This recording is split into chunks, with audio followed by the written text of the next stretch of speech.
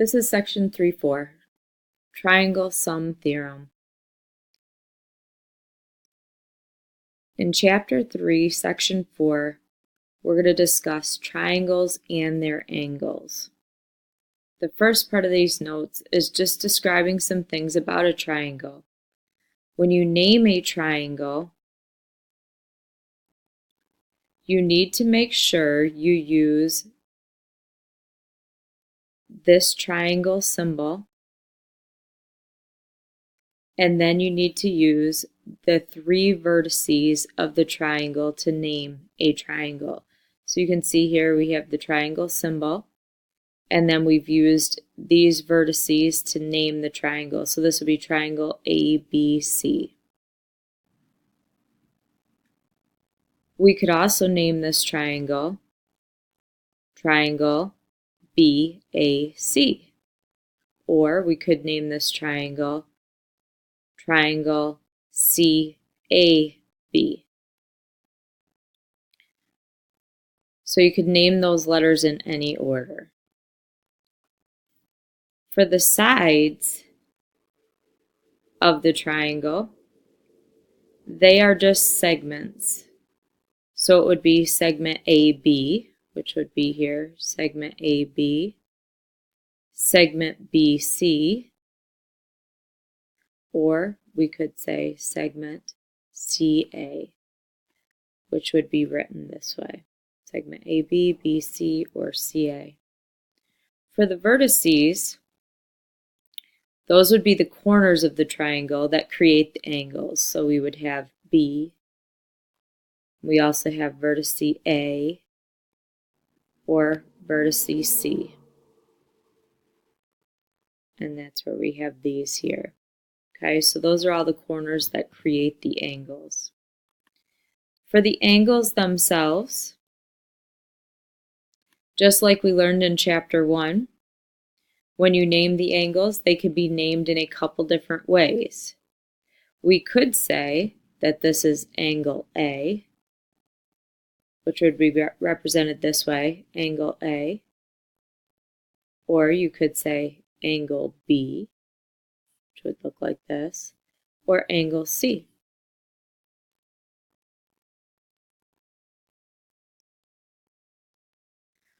We could also name the angles by using 3 different letters. So we could have, for this angle, we could say that this was angle BAC. Or we could say angle CBA, or angle ACB. So we can name our angles in a few different ways.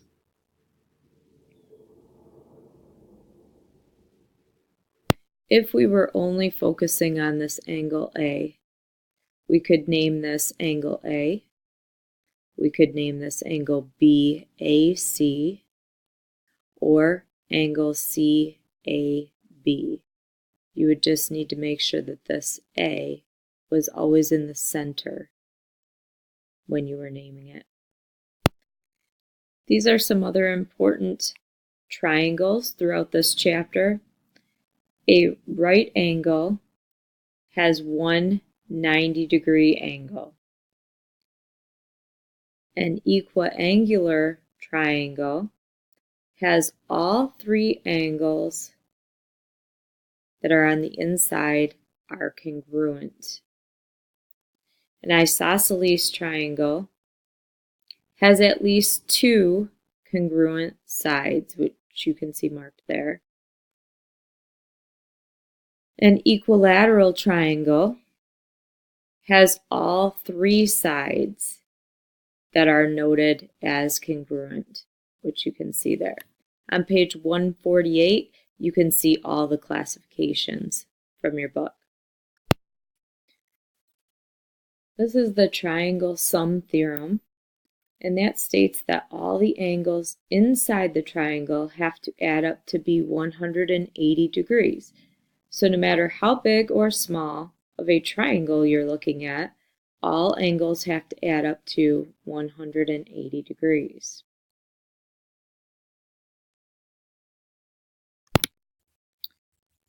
So when I look at this picture here,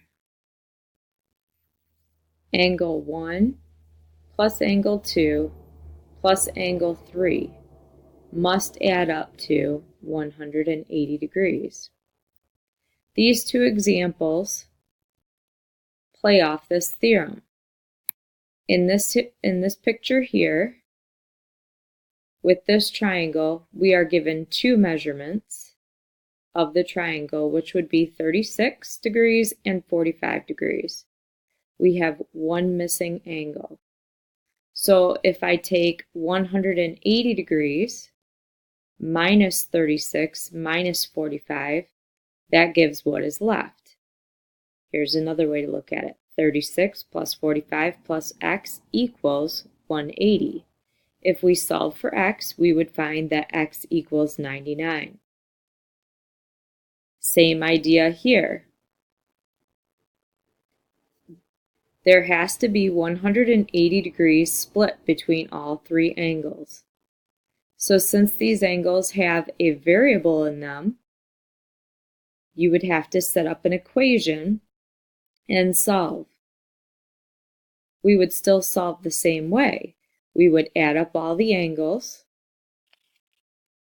So you would have x plus 9 plus 3x plus 11 plus x, and you would set that equal to 180, which is what you can see here. Now you're going to go ahead and solve for x. So go ahead and do that now. Solve for x.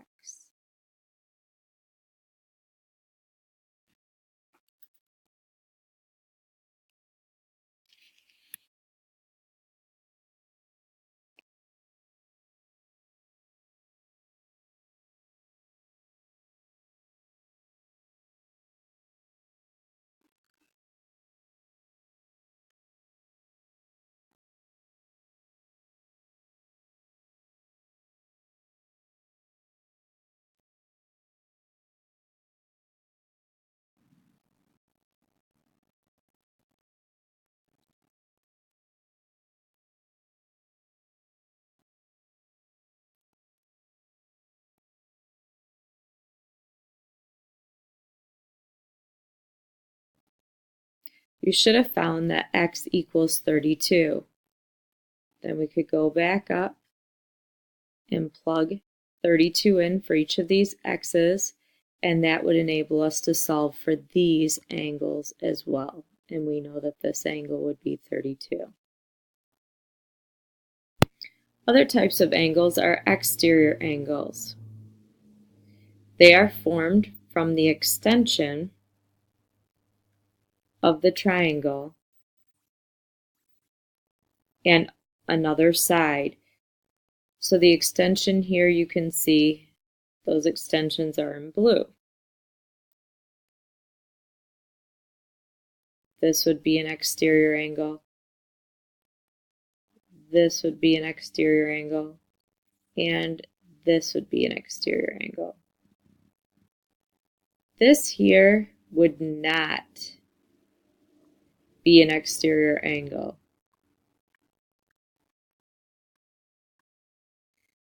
That would simply be a straight angle. So we would not count this as an exterior angle. Here we can see remote interior angles. And these are the inside angles that are across from the exterior angles. So in this picture, you can see the exterior angle is angle 1. So the remote interior angles are the ones that are the furthest from it. So they would be angle 3 and angle 2. Angle 3 and angle 2 would be our remote interior angles. These are important because I can add up my remote interior angles, and that will be equal to my exterior angle. So you can see here, if my exterior angle is 1, then if I take my remote interior angles 2 and 3 and I add them together, that would equal my exterior angle. So it gives me a way to figure out my exterior angle. Over here you can see another example. If we had angle 5 that we were looking at for our exterior angle, then our remote interior angles for angle 5 would be the angles furthest from it, so angle 3 and angle 2. So here we could say that angle 5 equals angle 3 plus angle 2. So angle 3 plus angle 2 would give us what angle 5, our exterior angle, would equal. Here's another example using exterior angles. You can see here we have exterior angle 1. So to figure out exterior angle 1, we would again use our remote interior angles, which are the angles furthest from our exterior angle, which in this case, we know that this angle equals 60 degrees, this angle equals 40 degrees. So if we simply add those two angles together, that would enable us to figure out that angle 1 equals 100 degrees. Here are a couple more examples I gave you to look at just to see if you would be able to figure these out. In these examples, these were our givens. We knew that this angle was 72 degrees, 85 degrees. And then over on this side, we knew that this angle was 70 degrees. We did not, however, know this angle was angle 1, 2, 3, 4, and 5. So we had to go through and solve for those, which you can see I have answers placed in here.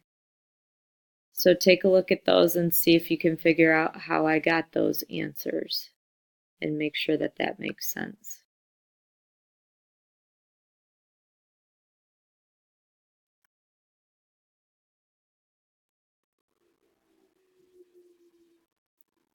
So this one, you can just add up those angles and subtract from. Remember, all three angles have to equal 180 degrees, so we could subtract from that to figure out this angle. Hopefully you could see here, those two are vertical angles. So we have 23 degrees here as well as here. Once you know that, you could solve for this last angle 5 here, which happens to be 87 degrees.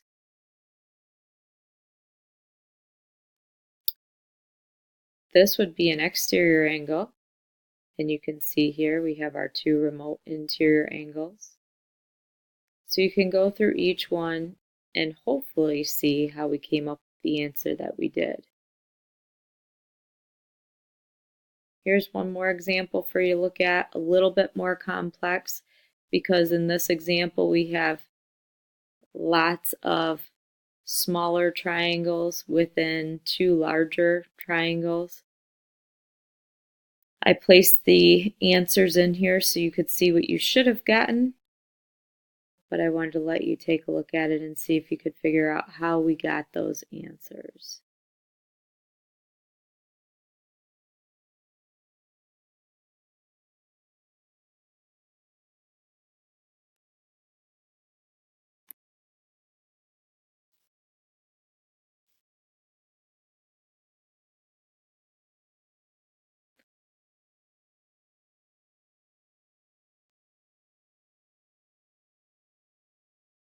All right, that's the end of these notes, but you can pause this video and continue to look at these to see if you can figure out each angle.